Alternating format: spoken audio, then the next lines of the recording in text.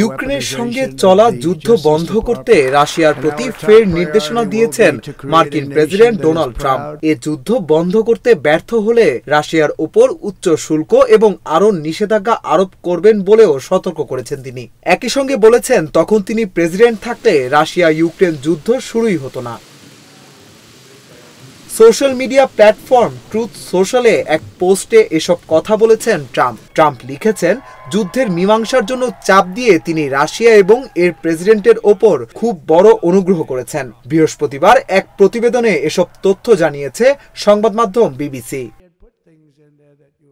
Trump এর আগে বলেছিলেন তিনি 2022 সালের ফেব্রুয়ারিতে শুরু হওয়া রাশিয়ার আগ্রাসন নিয়ে একদিনের মধ্যেই মীমাংসার জন্য আলোচনা করবেন।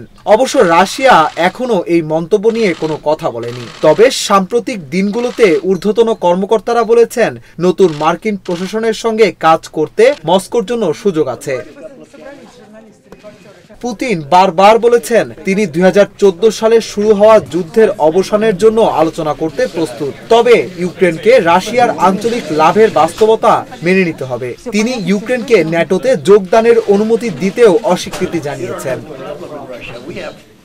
কিয়েভ নিজেদের অঞ্চল ছেড়ে দিতে চায় না, যদিও প্রেসিডেন্ট ভলোদিমির জেলেনস্কি স্বীকার করেছেন তাকে বর্তমানে কিছু দখলকৃত জমি সাময়িকভাবে ছেড়ে দিতে হতে পারে।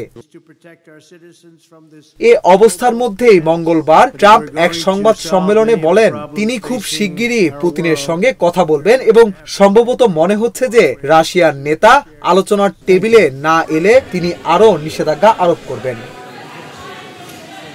বুধবার তার ট্রুথ সোশ্যাল পোস্টে তিনি আরো বলেন, আমি রাশিয়ার ওপর চাপ সৃষ্টি করতে যাচ্ছি, যার অর্থনীতি ব্যর্থ হচ্ছে এবং প্রেসিডেন্ট পুতিন একটি খুব বড় অনুগ্রহ।